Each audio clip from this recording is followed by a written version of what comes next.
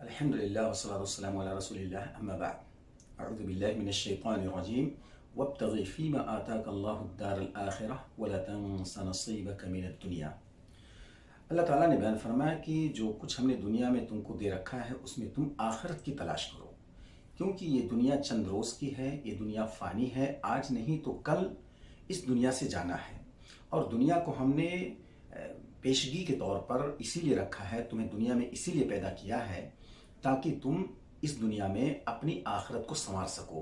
جیسا کہ اللہ کے رسول نے بیان فرمایا الدنیا مزرعۃ الآخرہ، دنیا یہ آخرت کی کھیتی ہے، اس میں ہمیں آخرت کو بنانا ہے اور ہمیں چاہیے کہ ہم اس دنیا میں اتنا غرق نہ ہو جائیں کہ آخرت کو بھول جائیں۔ اللہ تعالی ہمیں اس دنیا میں جو موقع دیا ہے اپنی آخرت سنوارنے کی توفیق عطا فرمائے۔ وآخر دعوانا ان الحمد للہ رب العالمین۔